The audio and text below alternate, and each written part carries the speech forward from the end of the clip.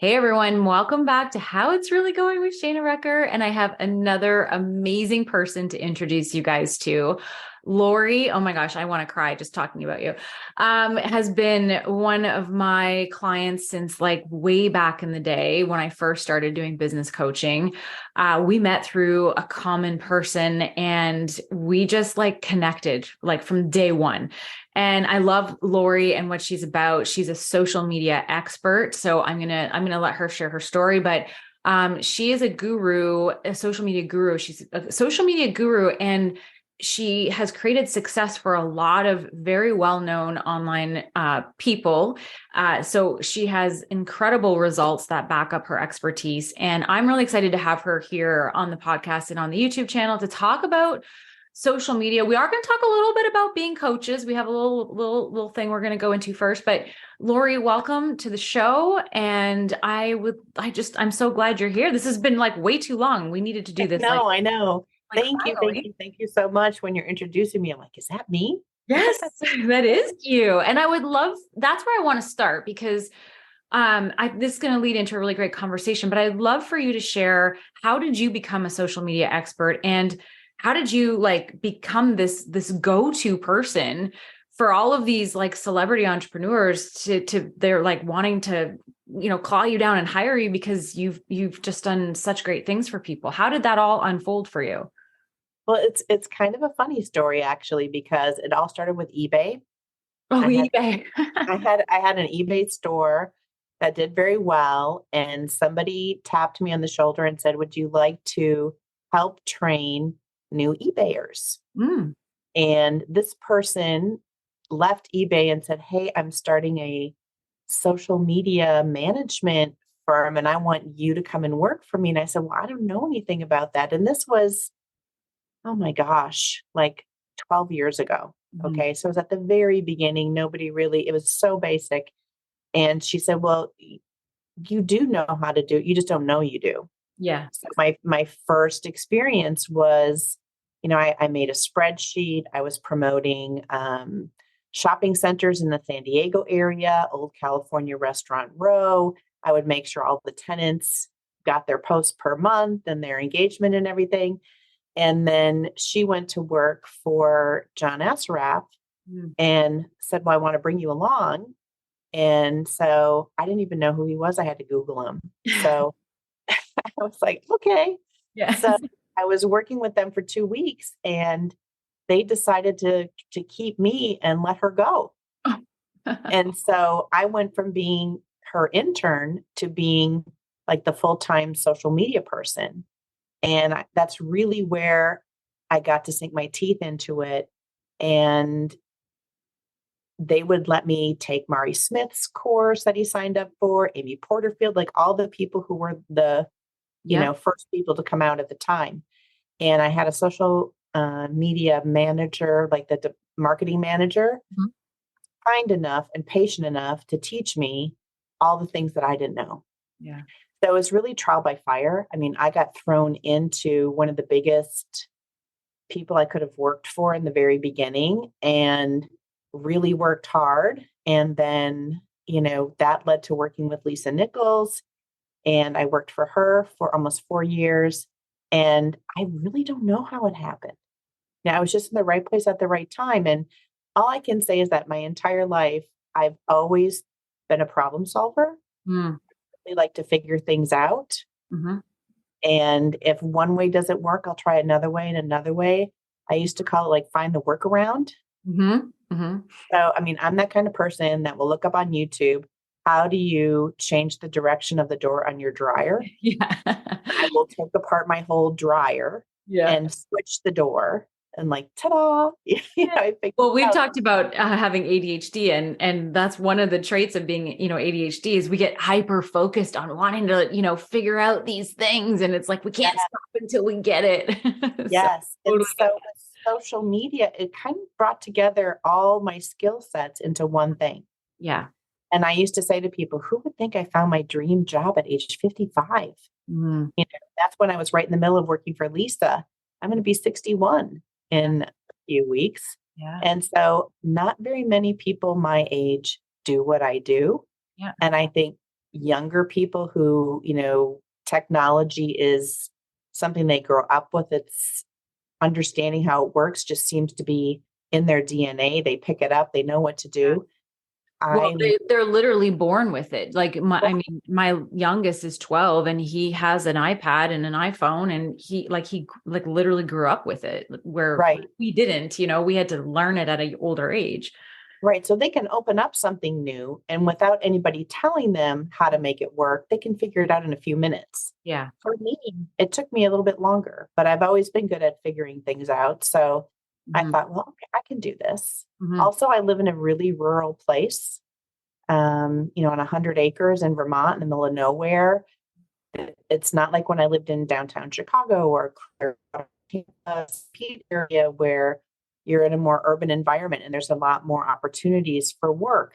And here I am at home on a mountain with 3 kids and a husband who travels. What am I going to do? Mhm. Thank you, internet, you know, because I Which could do which I things. know your internet is we just had a little glitch there. So I know your internet sometimes kind of moves. Oh yeah. So, So, yeah, it's Starlink. So not to but you're plug it, but you're good sometimes now. I'll close all my other windows to make sure there's nothing open.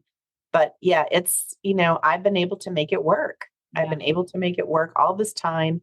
And I'm really grateful that I did find something that I could do from home or from anywhere with kids, with a husband who travels in the middle of nowhere.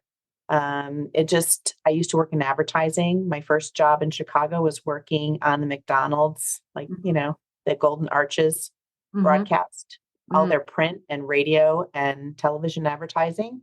So I Mhm. do have a little bit of an advertising marketing background. I worked for real estate firms, I worked for an attorney, I worked in banking. It's kind of like, every job I had helped me with the next one. And 100%. when I finally, got through eBay, which was like mini entrepreneurship, Yeah. I was really ready for something more challenging. And I just sort of found myself here. Yeah. And so to clarify for everyone, like Lori is a social media at the time. You're not so much now, I would say, but at that time you were managing their social media, like basically doing their social media for them, the Oh, create yeah. And, of the yes, when I worked for Lisa, I was a one Lisa person social Nichols, just so Lisa people know who Nichols. Lisa Yep. is. Lisa Nichols, motivating the masses. Yeah. People would come up to me at her events. She has these amazing big events and say, "Oh, you're the person who runs the agency that does all over social media." I'm like, "Yes, I'm an agency of one. Yeah. It's me. I wrote the Do it copy. all. I did the graphics. I did the posting schedule." And when I started with her, she had really only actively Facebook and Twitter. And by the time I left, it was Facebook and Twitter and Instagram and YouTube and Pinterest and LinkedIn and, all the things. Mhm. And I started doing video editing and behind the scenes, event stuff. And it was another really great learning experience. Yeah. Uh, but when you grow somebody by 1 million followers and 1,054% in 5 months, and you're only one human being, it's really hard to maintain that over time. Yeah. Yeah. Yeah. And now she has an agency, which is great. Yeah. She was ready. I mean, Yeah. I somebody handed the baton to me. I Mhm. ran with it as far as I could, and Mhm. then I was ready to hand it off to someone else to take it, on the final stretch. Mhm. And that's when we met because you were kind of just getting out of the Lisa stuff, kind of going like, I have this knowledge. What do I do? And that's kind of where we Right, started. and I have to say that when we met, I don't think I understood my skill set No. or, you know, really the magnitude of what I had done because when you're, working in a silo and you're at home and you don't have a team to really bounce things off of and you're doing everything by yourself, you don't really understand what your skill set is. Yeah. And so it was a revelation for me to come into your group coaching program and all the other women were just like I could see their mouths drop. Mhm. And I thought, and with your encouragement and their encouragement, like, no, you really do, you know, Mhm. was because I would say, "Oh, that was just luck." You Yeah. know, I was Or just lucky that, I grew that social media for John. Oh, I was just lucky that I did it for a jeweler in between John and Lisa, a big, yeah. corporate jewelry company. And then I think I was just lucky, you know. So all that stuff doesn't happen if you're just lucky, but No. that that was the beginning of my transformation, was being in that group with you and having your support and feedback, and having the support and feedback of the other women in the group was invaluable to me, because you guys had no idea who I was. They No. didn't even know, they had no idea who the people were that I worked for, Mhm. which was so great for me, because I hadn't had that kind of exposure to like-minded other Yeah. female entrepreneurs who may be on the same journey or may be suffering from imposter syndrome in a different way. But yeah, and I can't thank you enough Mm. for holding my hand through all the ups and downs of, well, maybe I should do this. No, I don't want to do that. Well, Yeah. maybe I should do this. No, I don't want to do that.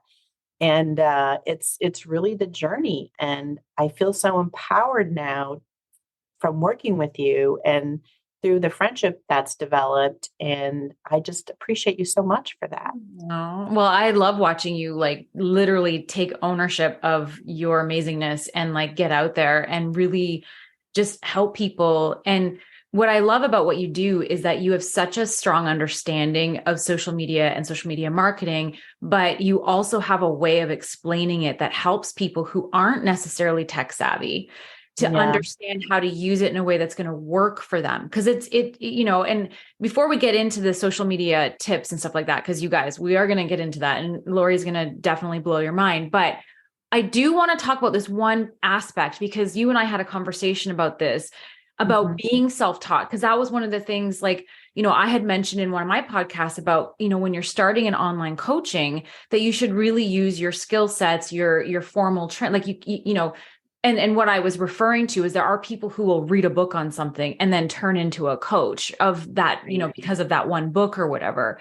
And so my point is like, you should have some sort of formal training before you can Right. put yourself out there as a coach. And you brought up the point of, well, you weren't formally trained in social media, right? You were self-taught, and you were like, so does that mean I can't be a coach in social media? And I was like, absolutely you can be, because you've got the 10,000 hours. Like you've Oh been yeah, for sure. self-taught, and then not only taught yourself, but then you put in the time and have the experience and have the social proof and the actual, not even social proof, but the actual results from people you've worked with that show that you know what you're talking about.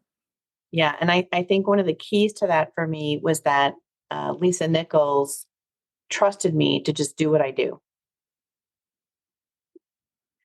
She said, be a CEO in your own lane. Mhm.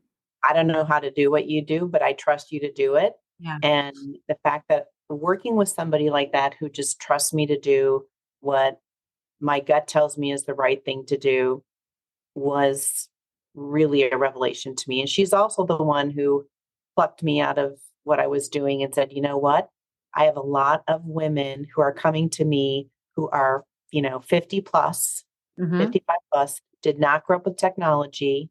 They're brilliant. They have so much to share, but they have no clue how to even do a Facebook page. Right. And I did a breakout session, and a woman strode up to me, this very elegant woman, and she said, I know you're busy, but I just want you to know you're the first person that didn't make me feel dumb Mm. about not knowing anything about social media. And it Mhm. was like, like the heavens opened. It was like, oh, Yeah. and I knew because I love to teach, and I had taught before in actually in a art supply industry. Mhm. So I knew that was something that I would love to do, that I could help people. And I would say, you have the wisdom. I can teach you the technology in a Yeah. way that you understand it.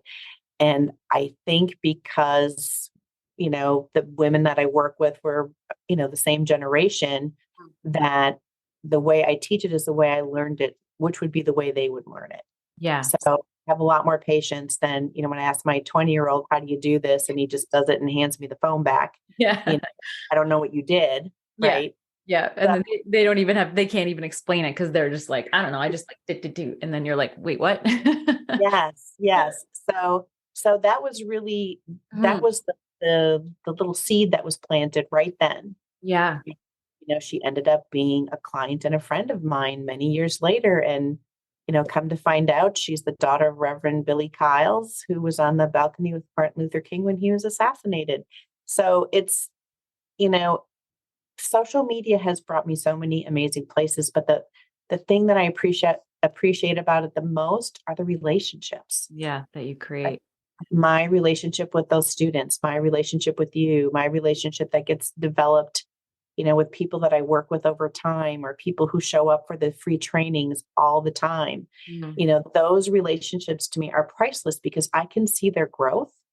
Yeah. And I know you as a coach, when you see someone that you've coached take off like a rocket, Mm. I feel like a proud mama, like, look Yeah, at that. it's totally what it's like. I'm always like when my clients do something out of their comfort zone or something like that, I'm always like, okay, it's like exciting to see like it's like a child who's just learning how to ride Yeah. a bike or something. And it's Yeah.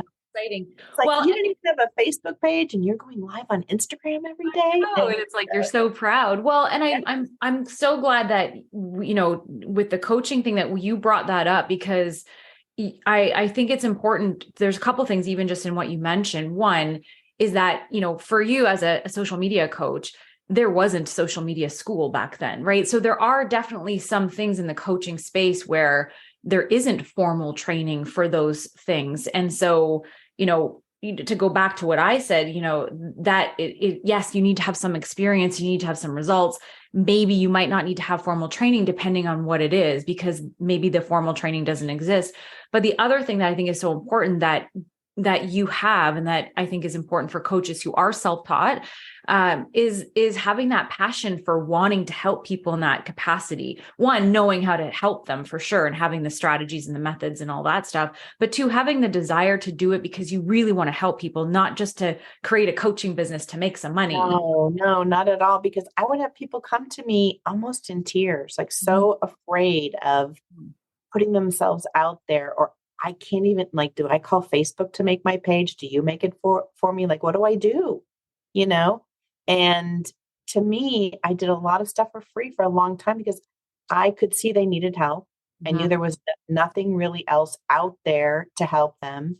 Mhm. And yes, you can go watch tutorials on YouTube, but that doesn't work for everybody. Yeah. And to be able to have a back and forth and walk them through all the steps Mhm. and see their face light up.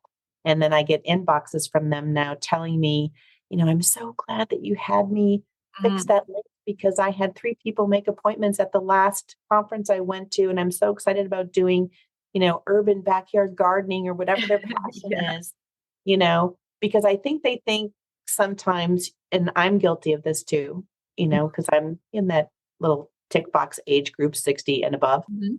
You think that, who wants to hear what I have to say? Mhm. And then the more and more women I met and heard their stories and their incredible journeys through life and the things that they learned and the things that they're passionate about, they have foundations, and most of them want to learn how to use social media because they want to help somebody else. Yeah. And then someone said to me once, well, you just play around on social media all day. You don't really make a difference for anybody.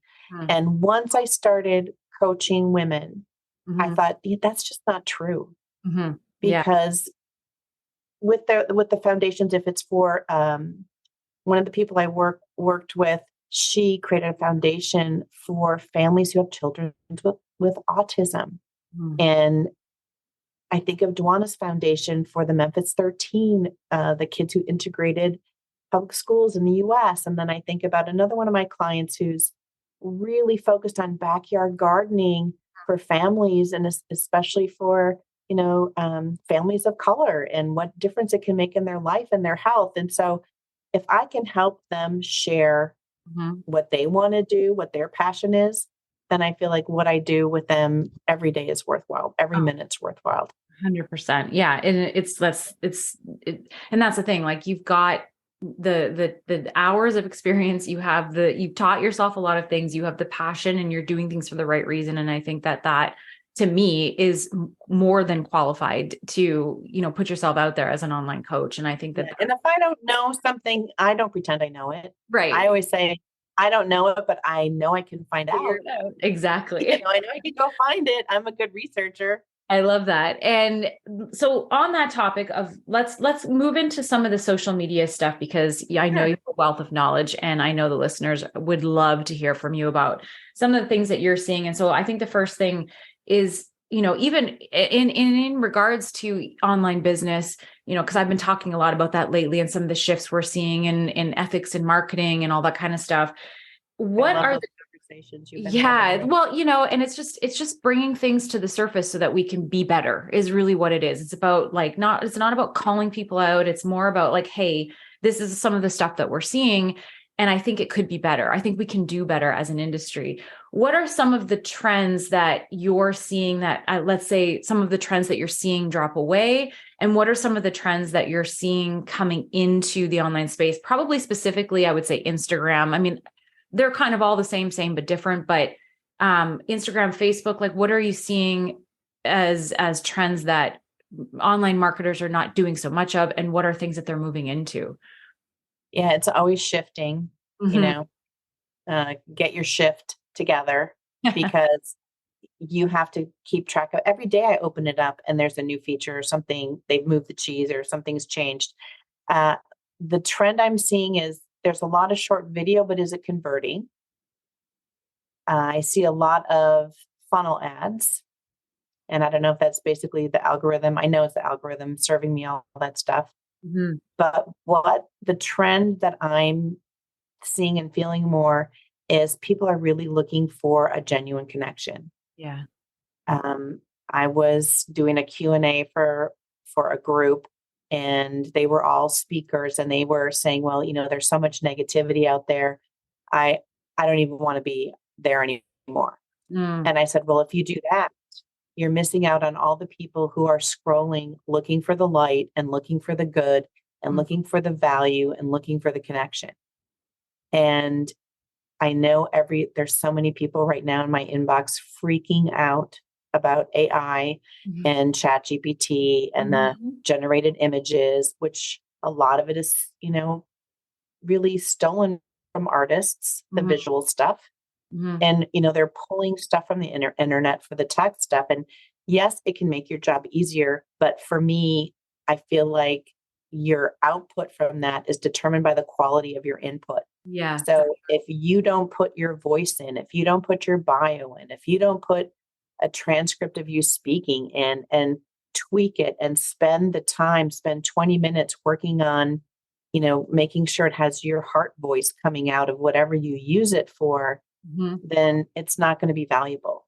Mhm. And so I think a lot of people think it's going to be making their lives so much easier. I can just, put this in Chat GPT and, Yeah. I can get 10 posts in 2 minutes. And, but what's the quality of the post? Does it sound like you? Yeah. Did you put enough information in for it to really be valuable? And in a way, I think it just turns the burner up a little more. Mhm. I think people are feeling the pressure to up their game.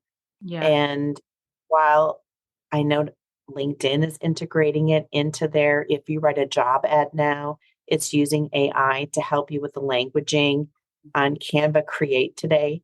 A lot of their launching stuff was about using AI for not only the magic write, but to generate images. Mhm. Um, the trend is AI right now.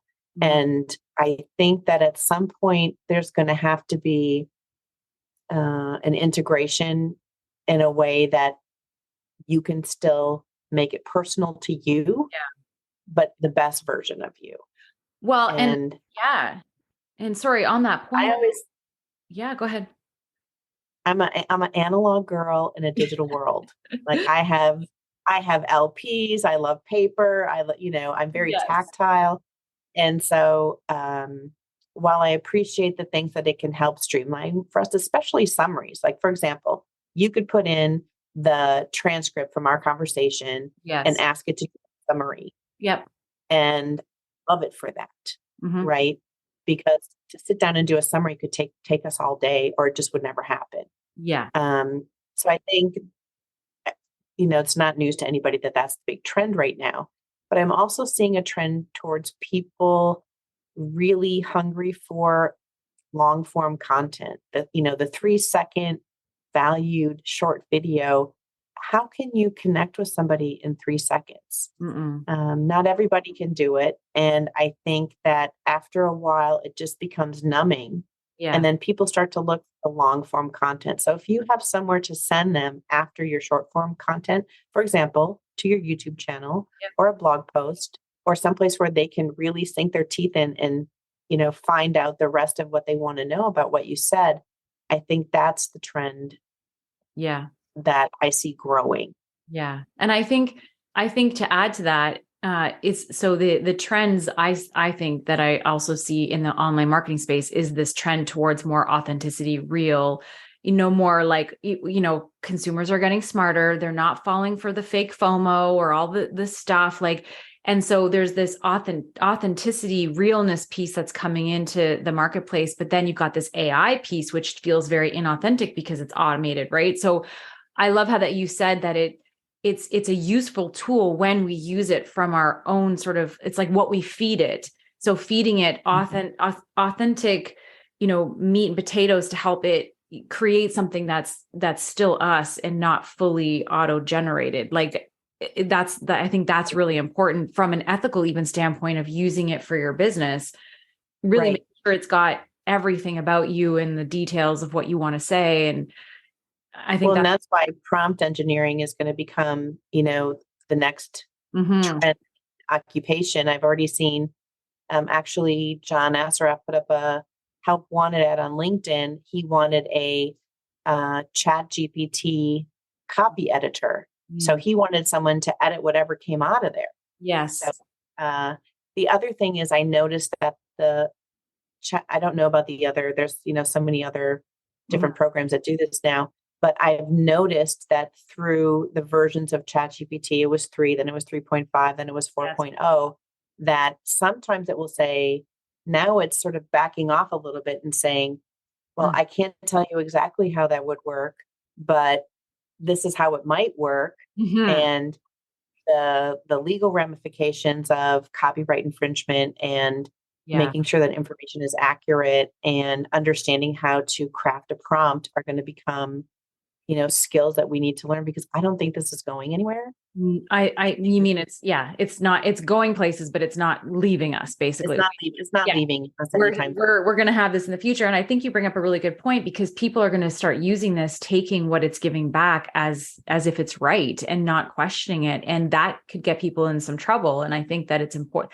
which makes it even more important to, the way I've been using it is like, here's a post that I wrote in my own words, like in my notes in my phone. And then I'll put it into Chat GPT and I'll say, can you take this and make it sound fun and an informal, because I am an informal speaker. I'm not somebody who uses, I want it to be grammatically correct and spelling correct, but I still want it to be fun. Use emojis, this is the kind of direction I'm looking for. And this is who I want it to speak to. And it'll take what I've written and make it even better. And sometimes I actually even take out some of the things they put and I type in my own like isms because I don't want to lose that. But I think like, Right.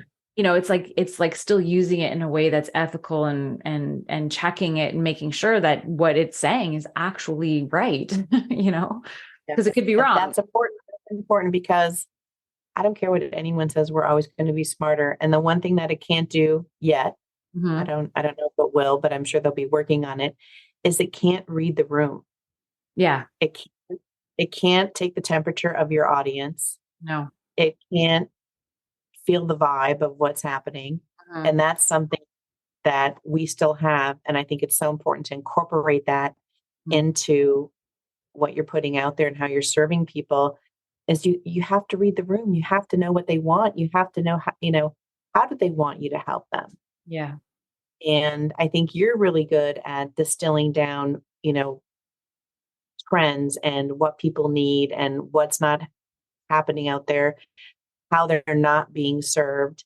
And, can't read the room, can't read the Yeah. temperature. You can put in the temperature of that you want in your response, but it's still not reading the vibe. It's not pulling in information about what's happening in the world or that might affect your how you're presenting yourself to your audience. And It's not sensitive to those kind of things. can you imagine it getting to the place where, and actually to me, this makes total sense that you could put in your Instagram link to your bio, and then you could give it a content sort of prompt, and it would go to your Instagram, like do a quick scan of everything, scan your followers, scan everything, literally read the room from an AI perspective, and then come back and write the post based on what it scanned. Like, to me, that's not crazy. Like, that's something that absolutely I'm sure that's in the work, because I actually, when I travel, I always pick up Harvard Business Review, and I had the magazine on my desk.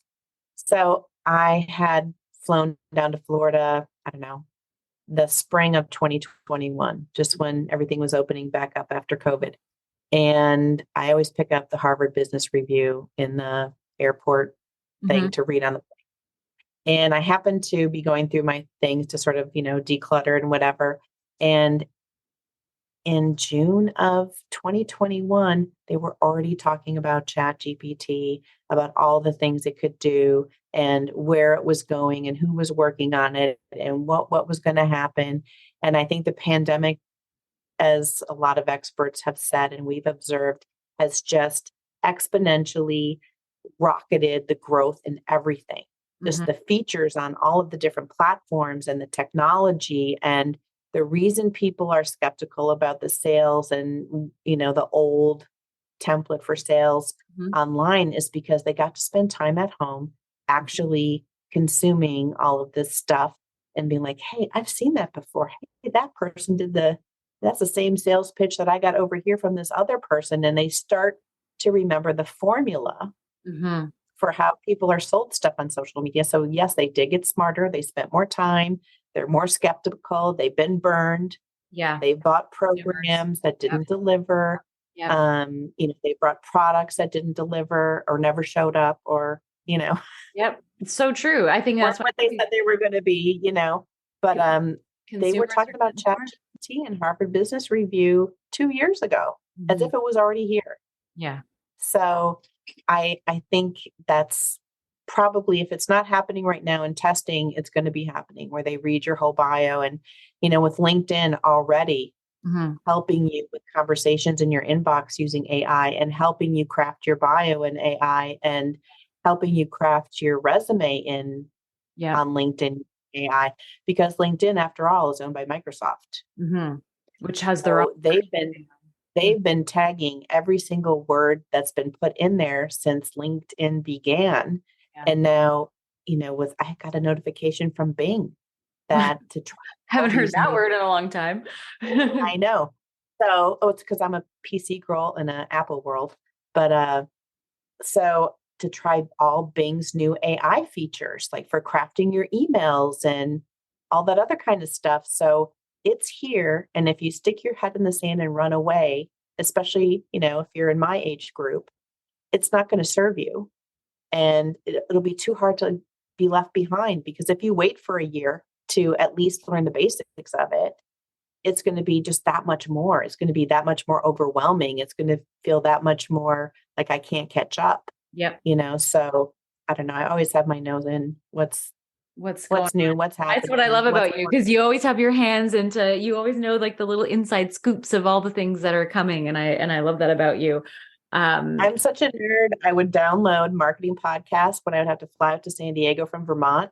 Yeah. And I would have like 18 pages of notes in a notebook by the time I got off the plane from all the podcasts I was listening to. So I'm just that much of a nerd about new information. So I love it too. I'm the same. I just love learning about all these new things. As soon as ChatGPT came out, I was like on it. I was trying it. I was playing with it. And like, that's what Lori's saying. And what I'm saying too, is like, you guys, if you haven't started playing with it, regardless of how you feel about it, play with it, because then you just get a better understanding of it. And then also it's like, you realize it's like, yes, this is coming, and there's definitely some goods and some bads, and there's, the things. But for me, when I played with it, I realized, okay, it's not as like scary, as I thought it was going to be. And it was actually quite helpful. And I've been learning a lot with it and trying different things and giving it different prompts just to see what would come out. And I think it's worthwhile playing with. But one of my clients and good friends is a copywriter, and I asked her, and I was like, how do you feel about this? And,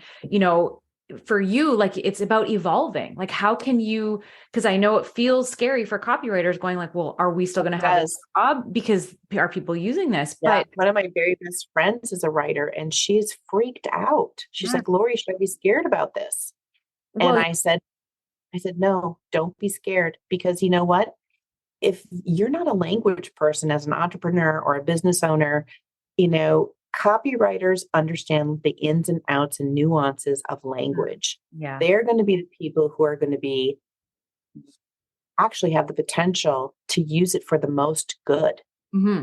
Yeah. And like learning how because they to live properly put inside in of, the prompts and do all of those things. yes, they live inside of language. So I think they're the best prompt engineers ever, Yeah. Yeah. And I right? still said, Because and right. And I think with copywriters, there's, like you said, they are humans. They can read your room. They can come into your room. They can see all your assets. They can get a feel for your audience. They can look at everything. And that's something that, like we said, at this point, AI can't do. So it's like, because I know actually, and you've mentioned this, that you've done this for your clients where you've been writing copy for some of these celebrity entrepreneurs, and you get to know them so well that you actually write as like your the stuff that's coming out of you is exactly how they would say. You learn their isms, where for an AI system to do that, like I said, I'm not questioning that it's probably coming, but a copywriter has the ability to do that, where at this point an AI system does not, in my opinion.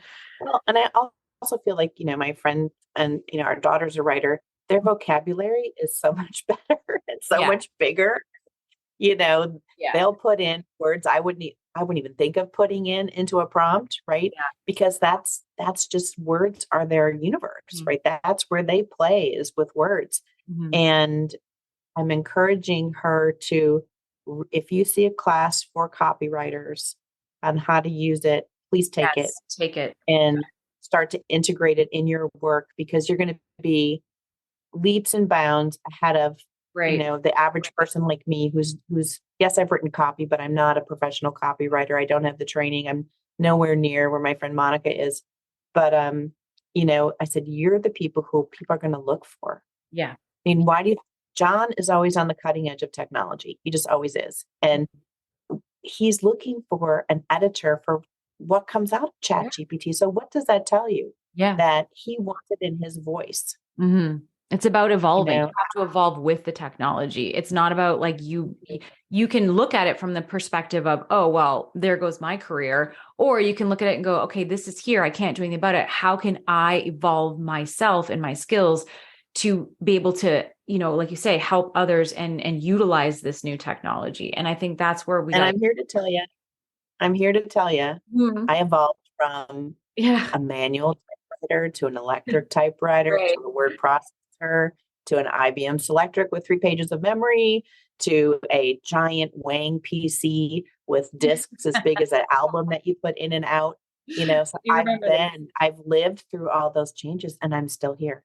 Yeah. So this is just another one of those.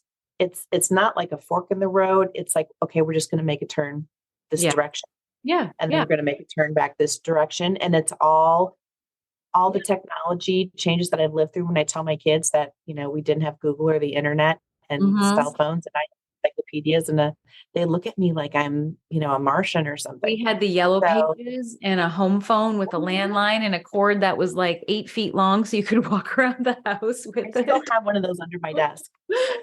Yeah, and so it's like it's just a matter of evolving. Now, speaking Yeah, of evolving and moving forward, are there like because the two, though I guess it's the one big player now, Meta, with Facebook and Instagram for online entrepreneurs.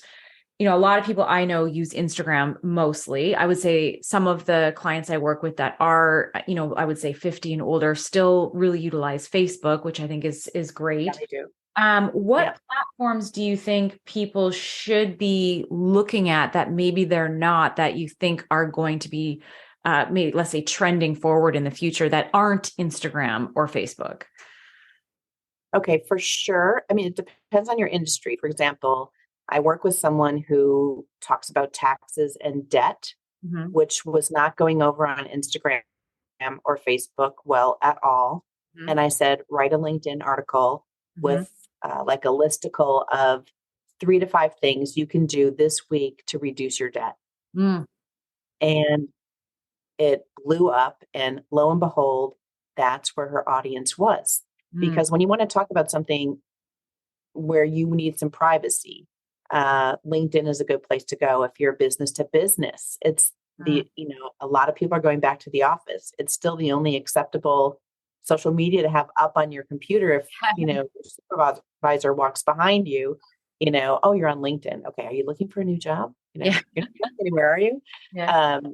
And I think Pinterest too is something that if you have physical items that you're selling, Mhm. so if you have a shop or a store, Etsy, Pinterest is a visual search engine. Yeah. It's 80% of people go there to look before they purchase, Yeah. and don't necessarily have to have the conversations that you need to have to develop a relationship like you would in, let's say, LinkedIn or Instagram or Facebook.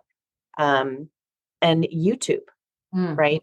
Since the pandemic, before the pandemic, YouTube being watched on televisions was, I don't know, around 21%. Mhm. And it just keeps going up. And when I talk to Channel. my kids that are in my 30s, Yeah.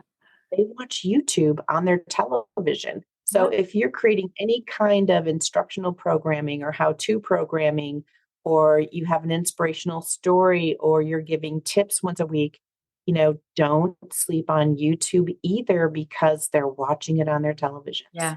Yeah. We are at night too. So it's like if there's nothing to watch on, the main ones, Netflix or Prime or whatever, we watched all our shows for the week, we'll go to YouTube and watch, some Kevin Hart interviews. Like he's got this show that I can only seem to get on YouTube. And like we'll search for things and watch. Like the other night, I watched an hour and a half of an interview with, but I sat on YouTube and watched that as a channel. So I 100% agree with YouTube as being something that shouldn't be ignored if you are an online business, and start utilizing it. Because the thing is, Lori, as you know, you can, like this interview right here, we're recording this right now. So from this interview with our fun faces and having this conversation, this will go on YouTube, but then the audio will go to the podcast. And then I can take clips of this and make reels, and I can put them on TikTok, and I can put them as YouTube shorts. And you know what I mean? So it's like the main video is like the first piece of content. And then from there, you get the content for all the other platforms. Like that's just the smartest way to do it. And I'll tell you. And that's what I coach my clients and my students to do, because the big thing that seems to hover over their heads is content creation. Yeah. Like the brick on their head if they have to wake up every morning and do something magical. Mm-hmm. Well, no, plan some production time, record a podcast, record a video, and do just what you said, break it up into pieces of content that fit each platform. And you should be able to keep on using that pattern and that content creation system for a long time. The other thing about YouTube is your content is there longer. Yeah. Well, if you post a video to LinkedIn, there's no dashboard. Like if you want to go back and find a video that you posted, you have to climb into your profile and look at posted figure videos out where and then scroll all the way through everything. It's in that way, LinkedIn doesn't make that type of content easy to find. Yeah. But YouTube, I have another client who teaches English to people who are non-native speakers, who are tech workers, who are in the tech industry. So she works with Microsoft 5 days a week at night teaching English. She has a video on YouTube, I want to say from 6 years ago, where she teaches them how to pass their language proficiency test. She's getting comments like, I don't know, 11 or 12 a day from people who have watched her video, were able to pass their test. So your content lives longer. Yeah.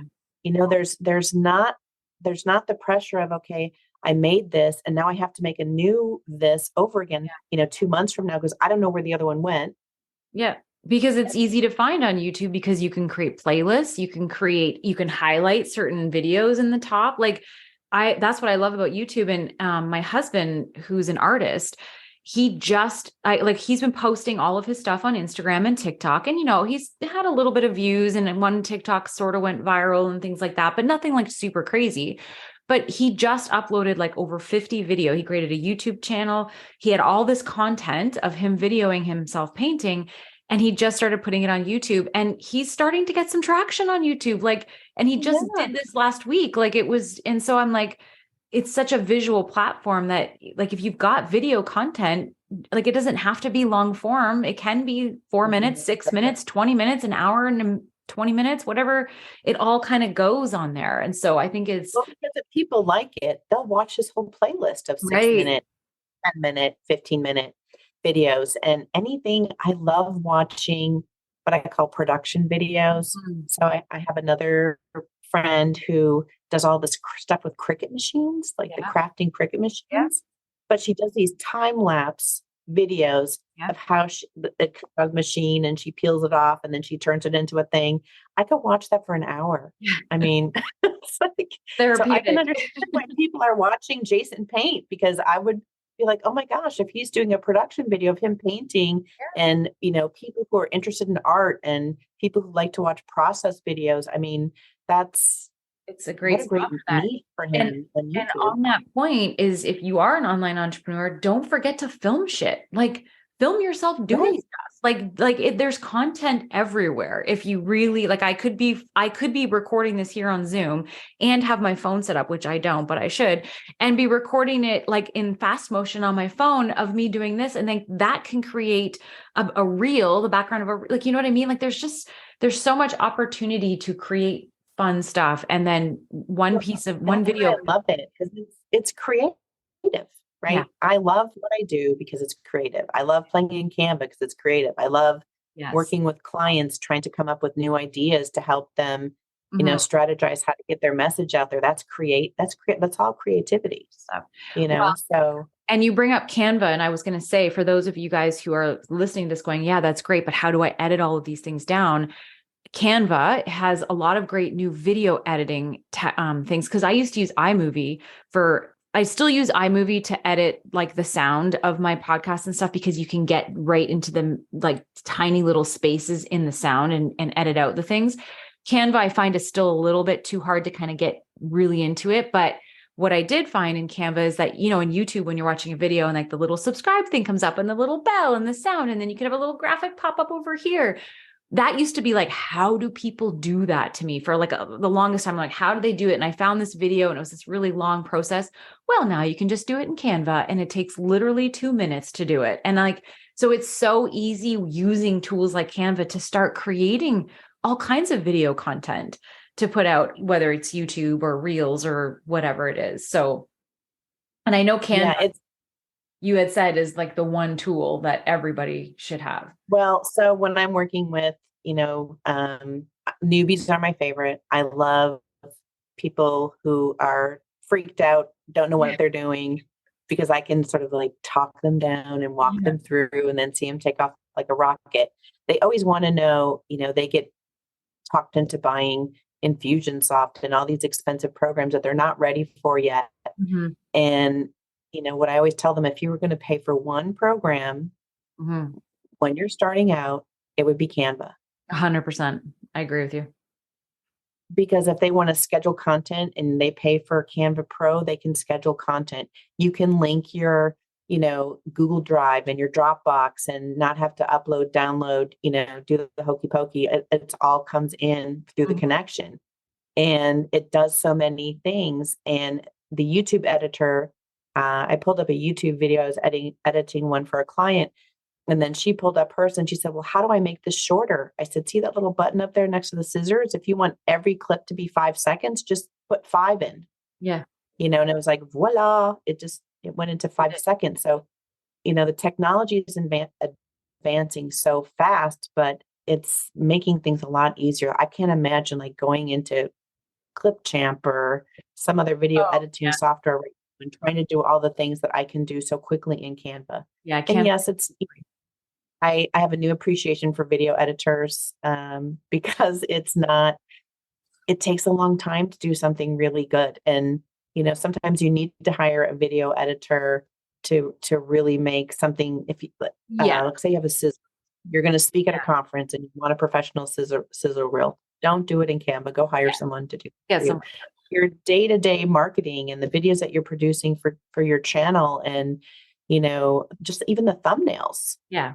I've noticed thumbnails on YouTube from creators have gotten so much easier to read and so much better and Because so Canva's much got fun. amazing templates right there for you to use. And it's like, Right.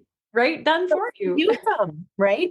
And the Uh-huh. other thing is, if people can't pay for Canva, I always say use the free version first. You're going to upload your own images. If you can't, if there's something you want and you don't see it in the image bank, go outside and take a picture of it and Yeah. make it be yours. Yeah. Take your own photos and upload them. You don't need it. They're going to keep asking you to do it, but you don't need it. Yeah. Well, and as a graphic designer, that's my background, and I'm married to a graphic designer who's also an artist, but for a while there, Canva was kind of taboo for the graphic artists because they're like, no, you need to do this in InDesign and Illustrator and all these things. And I do agree. There are definitely some things, like if you want a professionally designed logo, you need to go to a proper person and a graphic designer and get a proper logo and branding done and all that stuff. But there's a whole science, and you guys were trained in, yes. how certain visuals make people feel, how certain colors make Yes. people respond for appropriately for their industry Yes. and their personality, which, Canva's not going to tell you, but Unless you have a good somebody coach like me to help you use Canva in that way. Because I do teach my clients how to do their own branding in Canva, but again, you need to have the graphic design skills. But you have this understand next how to level use skill, like when you were helping me with a logo for our it. rental. Yeah, your It Airbnb. was like you waved your magic wand, but it was from all your experience and your training as a graphic designer that made it so juicy and good. So it's a tool that can absolutely help you, but if you don't Yes. know how to design, either take some classes, which I know Canva does have some design tutorials and things inside the program, or find somebody that can show you how to do that stuff, because there is a nuance to it. Sure, they have templates and you can use their templates, and that's an amazing thing to have, because as a graphic designer, I even use their templates, because like, why would I waste time starting a design from scratch when this one looks great and I can apply my colors and I'm ready to go. But you definitely want to, for certain things, I think, have some support, some professional support in that. But Canva has changed the graphic design game for sure. And it's made it more accessible for people to be able to do their own business assets. Like even for Canva, you can even create a website, and in the templates right there, you can even get a free Canva URL you're using Canva's URL and it's this long jaggedy thing, but it's free. And you could have a web page if you really wanted one and you didn't have the budget to build it and get your own URL. And I did a landing page web page on there. And if you wanted your own URL, you could buy it right inside of Canva.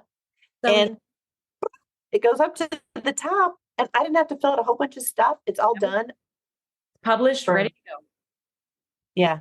I had the custom URL for what I wanted, and it was done. Yeah. It's so great. Now, if Canva could if they're listening, if they could implement the automations, like a form where it captured emails and then was able to shoot out at least one or two emails from a form, that would take it to the next level and would start competing with some of the software that's out there that does, like I use Kajabi. I'm a huge advocate for Kajabi, but for those who can't afford Kajabi, send it into their inbox, because they have a little place where if there's a feature that you wish they had or they don't have, or something's not working the way that you think it might be easier, you can submit that. Yeah. And that would be interesting to see what happens. But yeah, it's been, great for a lot of my clients. The one thing I see though, all the time though, I will say, is too much text and a font that's too small. Oh yeah. And if you're on Instagram and somebody has to pinch out your thing to read it, they're just going to keep going. And I see people doing over and over and over again. They don't check their phone to see what their graphic looks like, or they have a pink background and they have a slightly pinker text. I have glasses on. I don't think I'm that bad, but I can't read it. Well, I can't read. It's so true. And this is one of the things that I do in my membership is I do graphic design reviews for my clients, because when you understand the little nuances that if you can, when you make a little shift, like putting a proper colored font on a background so that it's legible, like a confused eye will say no and scroll away. So these little design things, like making sure you have nice big margins and making sure that the text isn't jamming on top of each other and that the colors, like those little shifts make all the difference in whether anyone will read what you're putting out there or not. And so I just think that's why I'm saying it's like, it's a great tool. Canva's amazing, but you still do need to learn how to use it properly in order to make it work for you. Just like any other tool, like Chat GPT, which I want to call it something else because it's like a tongue twister. Yeah. But No, you know, I it's love only this. the tool is as good as the person using it, Yeah. you know. And I think a great way to kind of wrap this up and sort of bring it full circle is that anything and everything that Lori and I have chatted about here today about, using these tools for social media marketing and all those things, if you're feeling intimidated by using these things because you're like, I've never used ChatGPT, I've never used Canva. Oh, I don't know if I could use that. One, know that you can. As Lori mentioned at the very beginning, she didn't know how to do half the things she's doing now, but she started learning and figuring it out. And now she's an expert in it. And teaches people how to do it, right? So one, get support from someone like Lori. She will teach you how to do these things, but know that you can do it. Like you can do it. You can figure it out one step at a time. And once you learn these things, you've got this knowledge forever. You can, like, once you learn Canva, you've got it for forever to use. And it'll save you so much time and money in hiring that stuff out. So Oh yeah, and it just has so many applications across the board. Even, making yourself a digital business card with a QR code when you go to a conference or you think you might be, have it on your phone. So if you bump into somebody who might be a potential client, you can just, whip out your digital business card with the code on it and just they can either take a picture of it or you can send it to them. yeah. It makes those things in 2 or 3 seconds. I had somebody say, "You mean Canva makes QR codes?" Mhm. Yes, it does. But yeah, I mean, I learned the hard way, so you don't have to. Yeah. And Lori, you have a Facebook community to help women I who are, do. do you want to talk about that community really quick? It's called Social Media Secrets 101. And it's, there's not 10,000 people in there. It's, I have some screening questions, and one of them is, does Canva make you cry? And if Because the answer is yes, come on in. yes, you're my people. Mhm. But I do trainings in there. We have member spotlights. People ask me questions, and I'll make them like a screencast video showing them what they can't find or what they're trying to do. And I just love it because everyone in there is so helpful. It's a safe space. No question is a dumb question. Yeah. I love questions. I answer anything. And I think that it's developed over time into this really, tight knit community where people support one another. And Yeah. And yeah, I would love to have anybody come in who's looking for help and somebody patient. And, if you're in the 55 plus range, I'm yeah. your girl. Yes.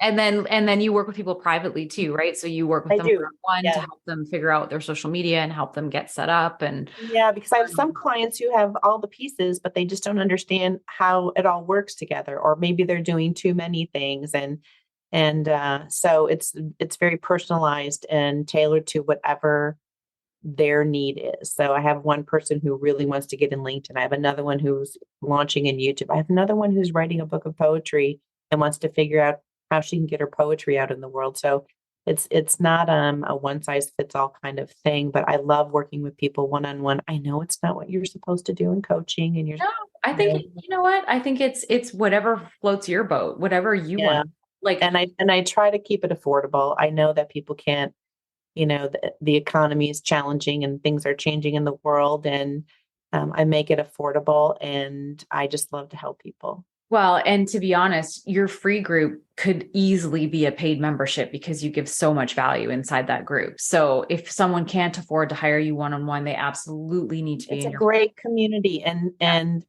people that I've taught who have been in the group now since 2018. I've had that group. it's an active group. It's not a dead zone group. Mhm. If I can't answer, somebody else chimes in. I love that there's a collaboration between the people. And somebody mentioned they want to have a Canva party. Yeah. Like everybody gets on and shares their like show and tell, like what they're working on in Canva. It's it's almost like I used to teach card making with rubber stamps and Yeah. ink Hmm. before everything was digital. Hmm. And it's almost like a card party, but it's Canva party. They want to do show and tell and show everybody what they're working on and how did you do that? And then they teach each other. So it's really a very supportive, safe space to be if you're intimidated by social media and you just want to get unstuck from where you are. It's awesome. And we're patient, we're kind. Hmm. Well, and that's your vibe, right? And that's what's made you so great is that you have been patient and be able to explain things in ways that people can understand and follow. So, and I think you're absolutely amazing. And I love our chats. And you guys, Our what chats I too. do is I'm going to put links to everything that we talked about. So I know, Laura, you probably have a Canva affiliate link. So we'll make sure that those links, like we'll put links to Canva, we'll put links to anything we've talked about Yeah, inside. the link, the group. Yeah, the link to the group. You're also on LinkedIn. That's where people can go and find you besides the Facebook community. Right. Anything that we have chatted about, we will make sure that those are there. So if you want to try Canva, if you want to try any of the things we talked about, we'll make sure that you can go down and check those links. But Lori, thank you so much for being here and talking You're about. welcome. You're so generous and amazing. And I just love being able to see your face. Lori and I, well, today we're not wearing the same glasses, but usually we end up I having know. glasses and the same clothes and we look the same and we're like twinsies. But today we mixed it up today, which is good. I did not. You did. I intentionally put on my green glasses and my purple turtleneck because I've never seen you in purple. And I Nope. know you don't have green glasses. No, So but we're I all good. almost had my jean jacket on. So we were close to being denim twins, but Well, I feel like there's so much more we could talk about. So I hope that we can do a 2.0 some point down the road. absolutely. I'm really, really so proud to know you and that you're having these conversations about ethical marketing. It's so important. I think it's freeing people from feeling like they're in the prison of doing stuff that makes them feel icky Yeah. Well, and bring more joy every day. So I just want to applaud you for that because it's not an easy conversation to have, but it's so, so important. So thank you for having those conversations. there's still so much to learn and it's a big thing, but it's because, and as you are the same, right? Because we are helping this industry because you help coaches and online entrepreneurs who are getting out there and I help the same thing. And it's like, if we're going to continue to have an online entrepreneurial coaching / service provider space that people can trust and feel good about, we have to start making some changes because unfortunately there are some bad apple. I'm not going to say bad apple people, but bad apple marketing methods out there and that are tainting, I think, the industry and people like we've said multiple times in this episode, consumers are getting smarter and they're seeing through some of that stuff. So it's time to make a change. So, in my opinion, I just want to celebrate you for that. Oh, well, thank you. I'm here for it. That's why this podcast is called How It's Really Going, because this is how it's really going. I don't hold back from that. Some days it's not going well and some days it's going amazing. So we just talk about all the things on here. Lori, thank you so much. I appreciate you. If you guys want to check out Lori, make sure you check out the links in the show notes or if you're on YouTube in the description below. And check her out. She's amazing. Thank you so much, Lori. I love you. I love you too.